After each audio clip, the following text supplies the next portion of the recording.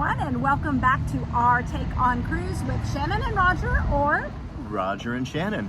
My name's Shannon McKee of Access Cruise, and with me today I have Roger Blum with Cruise and Port Advisors, and you probably have guessed we're back at front of Port Miami, just behind the arena where the Miami Heat play, where they're actually planning to win a championship this year. Fingers Yes, crossed, yeah, fingers right? crossed. You see Virgin is in, and an unusual caller today. We have Mein Schiff docked just down a little bit of the way, and you a normally super don't see yacht it. right over there, right? We're saving up for that? I thought that was yours. In my wildest dreams, it is. So we are actually back together in Miami, like two ships passing in the night. That is very true. Both of us have a lot going on, but it's very exciting because there's a lot of exciting things going on. Oh, what is on your shirt today? Oh, the FCCA conference. It's conference season again. It is. So I'm all excited because even though I just returned from Guatemala, and that was a mind-blowing, fantastic trip, as I just posted about, but next week I'm off to St. Martin for the big, giant annual Florida Caribbean Cruise Association conference. That's right. You will be there. I will not. We are dividing and conquering with my team. So Linda Vasquez is going to head out to St. Martin and spend some time down there with you. But there's a lot of other conferences happening too. In fact, the same week is the Alaska Travel Industry Association conference, and that's in Juneau.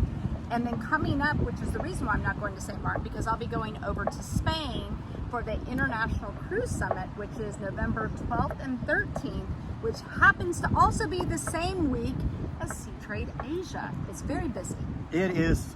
Talk about divide and conquer. That's what the Yeah. cruise industry has to do now. But it is that time of year that they have a chance to go to these conferences and start to plan out their future itineraries. So we've spoken about it many times. These regional conferences are so valuable to attend. They are very valuable to attend. So we're looking forward to hitting them all. Well, I don't know that we're sending anybody to Asia this year, next year. I We'll plan in actually, advance. Are you going? Well, I have clients in China and we discussed it, but actually it's not an easy trip. And even quite honestly, for the Chinese, it's not such an easy trip to get to Manila. So this year I'm skipping it, but I am encouraging my Chinese clients that they've got to start attending Sea Trade Asia too, because it's a great conference. So what else is going on? We were talking about some of the highlights in the news, and one of the big ones was Royal Caribbean's announcement about another perfect day. Well, that was the first announcement. Then they went on to elaborate that they're actually purchasing Puerto Castamaya, and that is the port that was built by the Hamui family down in the southern part of Quintana Roo quite a few years ago.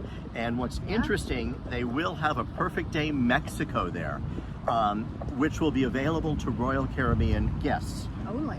But they will still keep the port open for other cruise lines because everybody kind of calls it Puerto Castamaya now, but the guests from the other lines will not be invited to Perfect Day. Now there's a lot to do there if you don't go to Perfect Day, Yeah, but there is. it will be interesting to see what the other cruise lines do, so it doesn't, you don't get the feeling that there's the haves and the have-nots, that the Royal Caribbean people go to Perfect Day and everybody else doesn't go to Perfect Day. So this will be interesting to see how that develops. It is interesting. The other thing that I saw, which leads into the cruise lines and their destinations, that they are beginning to build out their private destinations. Obviously we see that, but we just saw a bunch of new changes just coming out the other day for Carnival Cruise Line, where they were making a lot of adjustments, where they are shifting ships so that they're doing more of the Carnival Corporation private destinations, including the Half Moon Cay, Turks and Caicos, and some of those.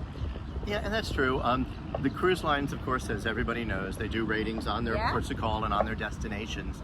And the private destinations tend to always have the highest ratings. Yeah. And the reason is nothing against other destinations, but the cruise lines control all aspects of the experience, and they can really make sure it's positive. So it doesn't mean that other destinations can't keep up, but they should learn from what goes on in these private destinations to kind of up the experience. Well, I think the ships have become a destination in themselves also. So I think there's a whole different kind of cruising from when you and I started. Yes. You know, back an eternity ago.